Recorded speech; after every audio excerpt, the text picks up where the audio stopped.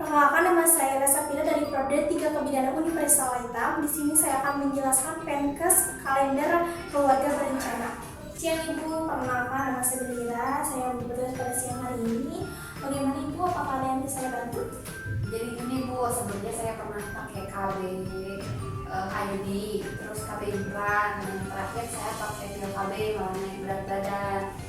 Nah, saya datang ke sini itu mau minta saran atau rekomendasi dari Ibu nih. Kira-kira saya cocoknya atau lebih baik pakai KB apa Bu? Berarti masalahnya ketidakcocokan ya Ibu ya. Menurut saya menyarankan memakai KB kalender aja Ibu. Apa Bu KB kalender? Saya baru dengar. Oke, saya akan menjelaskannya tentang KB kalender.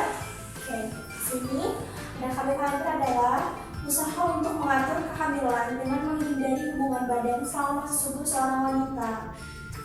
Metode ini juga bisa menjadi metode kontrasepsi sederhana yang dilakukan oleh sepasang suami istri dengan tidak melakukan hubungan seksual pada masa suburnya. Jadi kalau melakukan KB kalender ini, ibu tidak melakukan hubungan seksual pada masa subur ibu. Terus di sini juga ada manfaat metode kalender. Di sini itu ada dua metode ya, ada metode kontrasepsi, ada metode konsepsi. Kalau misalkan kontrasepsi, manfaatnya sebagai alat pengendali kelahiran atau pencegahan kehamilan, berarti kontrasepsi itu sebagai pencegahan kehamilan. Kalau konsepsi digunakan oleh para pasangan untuk mengharapkan bayi dengan melakukan hubungan seksual saat masa subur. Jadi konsepsi ini dimanfaatkan atau digunakan oleh para sepasang suami istri saat untuk melakukan hubungan seksual pada masa subur dan bisa menyebabkan langsung adanya kehamilan. Masuk di sini juga ada keuntungan keluarga berencana KB kalender Ibu. Yang pertama itu ada tiga dari segi ekonomi. KB kalender dilakukan secara alami dan tanpa biaya sehingga tidak perlu mengeluarkan biaya untuk membeli alat kontrasepsi. Jadi kalau Ibu menggunakan KB kalender ini tanpa harus mengeluarkan biaya sedikit pun karena tidak memakai alat seperti alat apapun itu. Kalau yang kedua, dari segi kesehatan, sistem kalender ini jelas lebih sehat dari ibu menggunakan kontrasepsi seperti KB IUD, implan, terus obat kontrasepsi yang lain lah pokoknya mah. Jadi tidak ada efek samping. Ketiga, membutuhkan alat atau pemeriksaan khusus dalam penerapannya. Jadi ibu menggunakan KB kalender ini ibu tidak membutuhkan alat atau misalnya pemeriksaan khusus datang ke saya lagi terus menanyakan saya itu harus apa, harus gimana. Tidak, ibu hanya mengingat saja atau ibu hafal dengan masa subur ibu. Terus yang keempat, dapat digunakan oleh setiap wanita yang sehat. Terus di sini juga ada keterbatasan KB kalender. Yang pertama itu memerlukan kerjasama yang baik antara suami istri. Yang kedua harus ada motivasi dan disiplin pasangannya dalam menjalankannya. Yang ketiga, pasangan suami istri harus tahu masa subur dan masa tidak suburnya. Yang keempat, siklus menstruasi yang tidak teratur bisa menjadi penghambat ibu memakai KB kalender ini. Terus yang lima, lebih efektif bila berkombinasikan dengan metode kontrasepsi.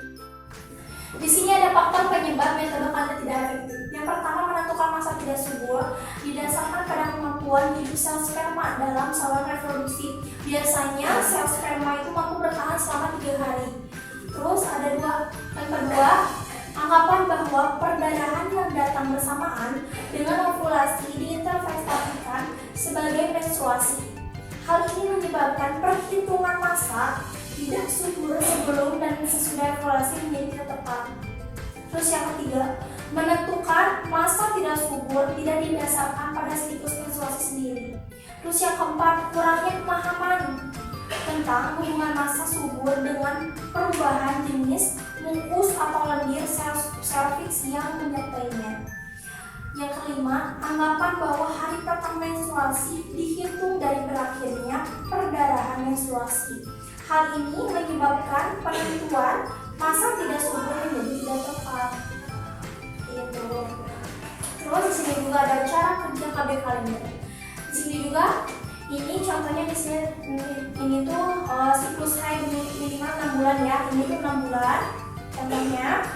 Terus misalkan siklus terpendek ibu itu 26 hari. Siklus terpendek itu 26 hari. Terus siklus terpanjang ibu 31 hari. Ya, terus misalkan yang pertama menentukan hari pertama masa subur. Misalkan ibu tuh siklus terpendeknya tuh hari pertama haid misalkan ibu tuh 26 hari. 26 hari dikurangi kurang itu 18. Berarti masa subur ibu 8 hari. Terus yang kedua menentukan hari terakhir masa subur. Jangka terpanjang siklus haid ibu 31 hari. 31 dikurangi 11 sama dengan 20, berarti masa subur ibu itu 20 hari seperti itu. Terus masa subur bisa berlangsung pada hari ke-6 sampai dengan hari ke-20 setelah hari terakhir. Tuh. Zaman sekarang kan udah banyak ya aplikasi perhitungan masa subur. Saya akan memberikan 3 contoh aplikasi ya masa subur. Yang pertama itu ada Ovulation Calendar.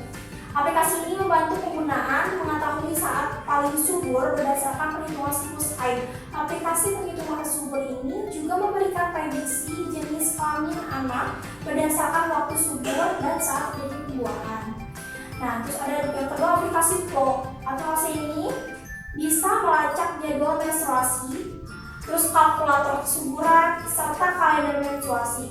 Bisa mengisi gejala sebelum hamil atau menstruasi dalam aplikasi ini agar yang ditunjukkan semakin akurat. Terus yang ketiga, ada Kindari, aplikasi Kindari ya. Sebuah aplikasi yang membantu ibu menghitung masa subur dengan menggunakan pemantauan suhu bata basal ibu. Kindari juga menyediakan grafik dan analisis yang membantu ibu memahami pola siklus menstruasi dan kesuburan ibu. Jadi ada 3 aplikasi, yaitu ada Ovulation Calendar, ada Flow, atau ada Kindari. Nanti ibu bisa cek aja di Google Play Store ya, banyak. Terus di sini juga ada keefektifan KB kalender. Bagi wanita dengan siklus haid teratur, efektifnya lebih tinggi dibandingkan wanita yang siklus haidnya tidak teratur. Angka kegagalan berkisar antara 6 sampai 42%. Metode kalender akan lebih efektif jika digunakan dengan baik dan benar. Sebelum menggunakan metode kalender ini, pasangan suami istri harus mengetahui masa subur. Padahal masa subur setiap wanita tidaklah sama. Oleh karena itu, diperlukan pengamatan minimal 6 kali siklus menstruasi. Jadi, apabila ibu ingin menggunakan KB kalender ini, lebih efektifnya ibu harus mengetahui masa subur ibu, dan apabila ibu ingin mengetahui siklus haid ibu teratur atau tidak, ibu bisa menghitungnya dari 6 bulan ke belakang ya. Gimana ibu? Bisa dimengerti? Jadi untuk menghitung siklus haid saya teratur atau tidak, saya bisa menghitung 6 bulan ke belakang. Iya, seperti itu ibu. Gimana? Baik, kalau sudah cukup, Mungkin saya akan gunakan metode kali ini. ya silahkan. Terima kasih Bu. Sama-sama. Begitulah penjelasan dari Menkes Keluarga Berencana.